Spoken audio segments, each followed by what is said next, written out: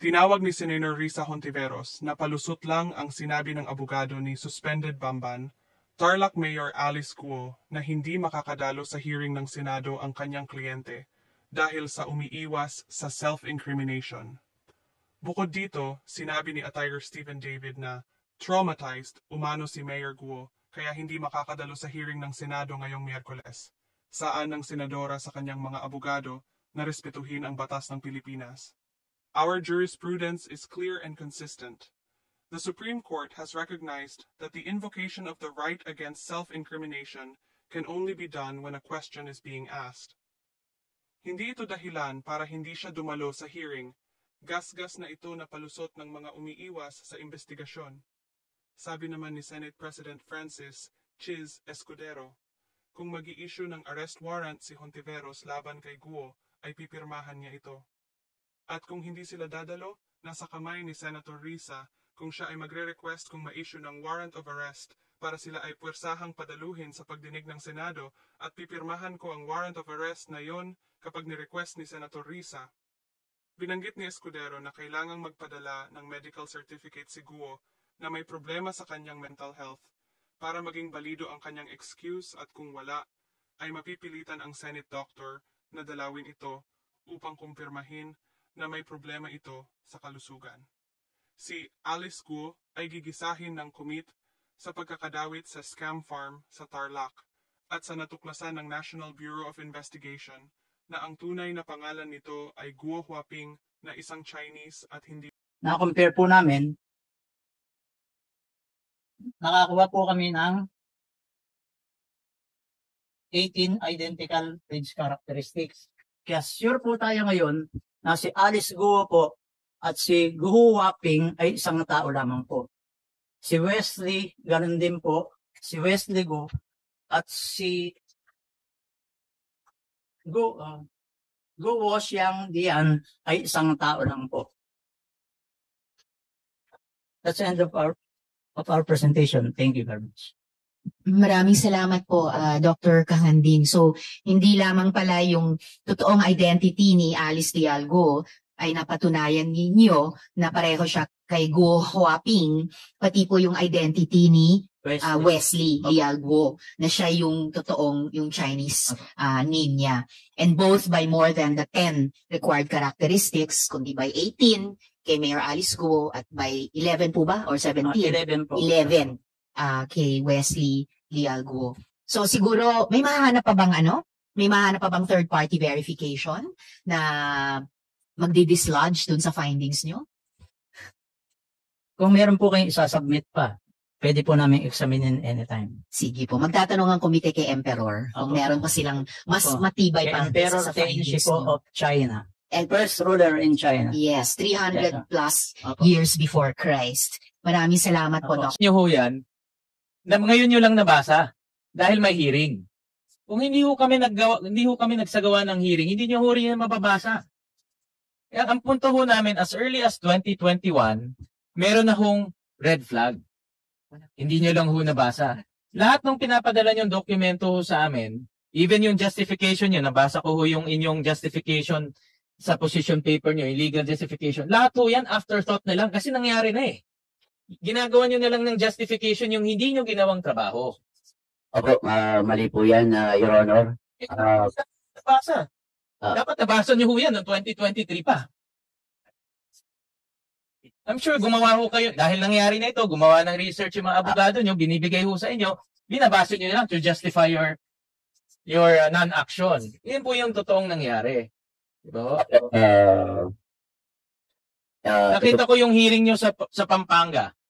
Never nyo minention dun yung mga Supreme Court rulings na minention nyo sa position paper nyo na pinadala nyo last week. Nag-mention kayo ng dalawang Supreme Court ruling, bakit hindi kayo makapasok doon? Pero nung nag-hearing ho kayo sa Pampanga, hindi nyo minention yun. My point of the matter is, afterthought na lang ho lahat to justify your non-action. Yun po yung nangyari. No? Yun po yung aking pananaw ho dito. Tatalon lang po ako sa isang ito lumapas rin to sa Mr. Chairman, para po makatulong naman ang aming legal, kahit konting lang po para makapag-explain po kami. with my lawyer. Please po. Sana po kahit konti lang po. Kayo po or Allow our lawyer po.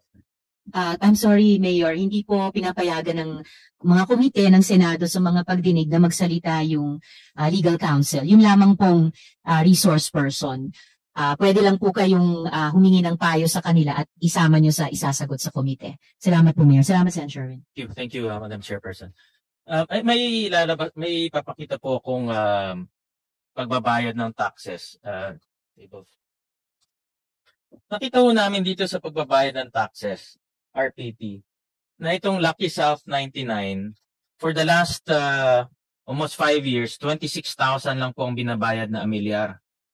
And then itong Whirlwind Corporation, sama na ho natin yung mga kanina pinag-uusapan sa DAR, si Miss Celine Roque, ang binayad is 15,000.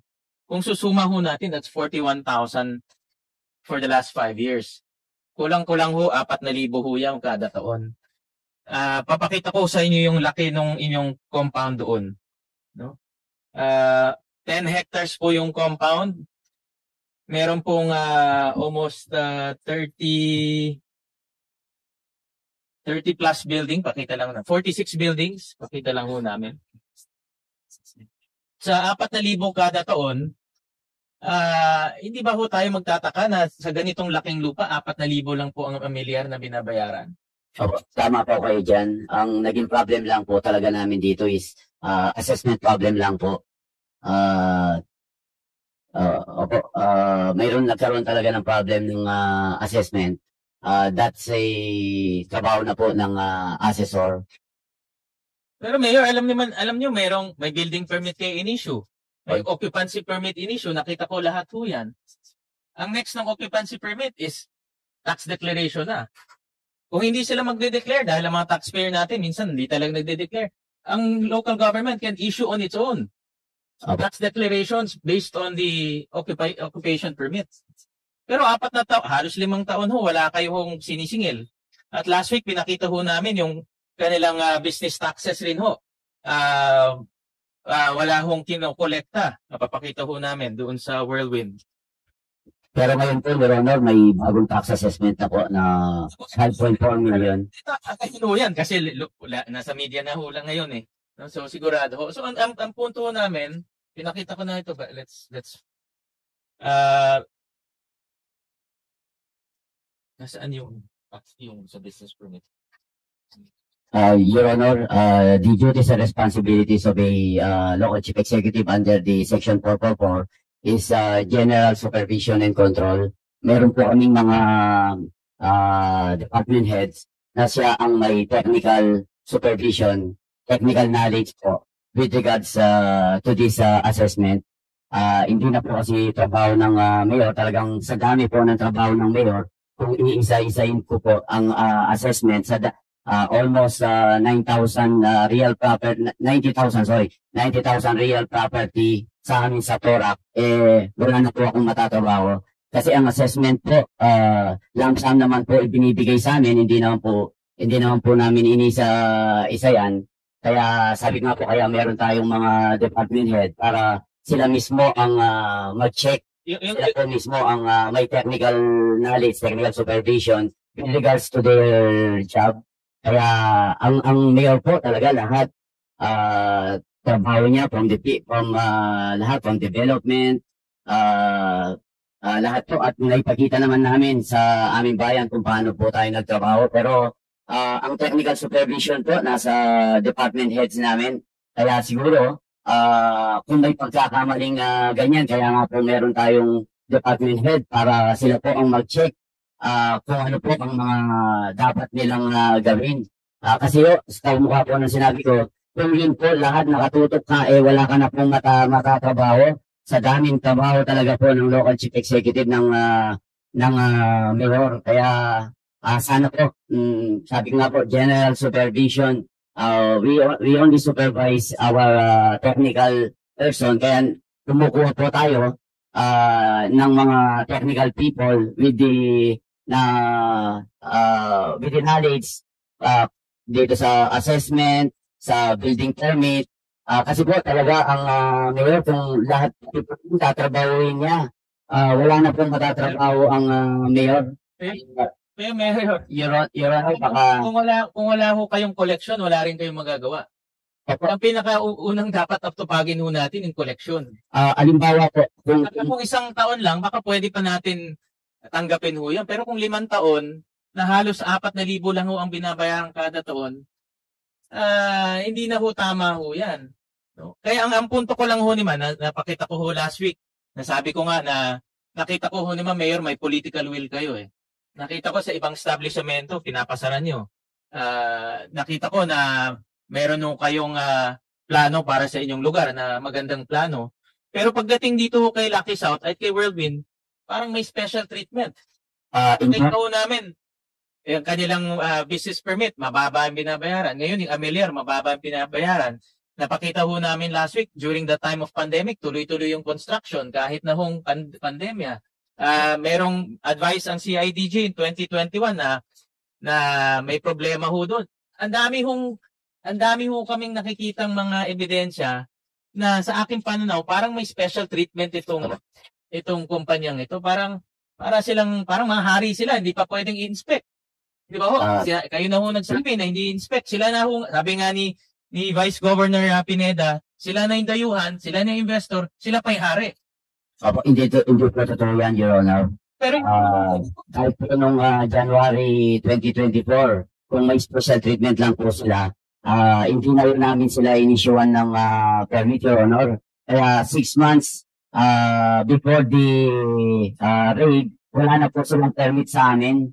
Kaya sana po ma-consider ninyo na wala po sa amin, kahit malaki ka pang business, kahit maliit, wala pong special treatment sa amin. Pag hindi ka sumunod sa aming regulasyon, hindi ka namin i-issuean ng permit basta may violation ka, Your Honor.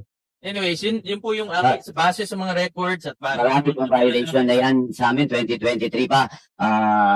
Kaya hindi na po namin renew, Your Honor. Kasi yun nga po, pwede naman namin sanang palampasin na bigyan sila ng permit pero hindi po namin ginawa, Your Honor. 4 na taon na ho silang kumikita, 4 na taon na ho silang may illegal activities, 4 na taon na ho sila merong prostitution, illegal drugs. Pagbibigyan pa ng 1 taon to, talagang nakakahiya na ho yan. Ang totoo, walang nare-report na criminality sa amin, Your Honor. Taliwas ho yan doon. We can supplement the report of the PNP, Your Honor. We will pass it to you para po makita nyo po ang report nila. Pero Mayor, ulitin ko, lahat ho yan nabasa nyo ngayon lang. Inamin nyo ho kanina, yung report na binasa nyo kanina, nabasa nyo lang ho kahapon. Bakit hindi nyo 2023 nabasa? Kung 2023, nabasa nyo na ho yan. Intelligence report po ito, Your Honor. Kaya hindi naman po rin i-report sa amin ng PNP. Meron ho kayo kung intelligence report? Kung intelligence report po yan, ba't meron ho kayo ngayon? Actually, binigay lang po talaga sa amin ito na ng PNP.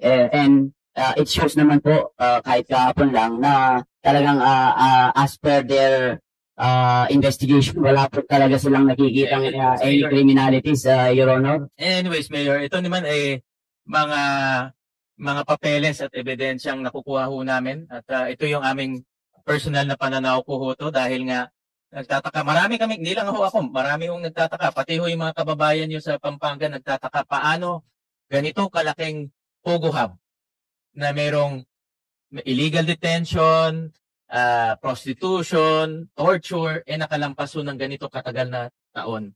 At kaya nga yung letter ho kanina ni Major Hamilio, talagang magpapatunay na as early as 2021, meron na hong ganitong problema.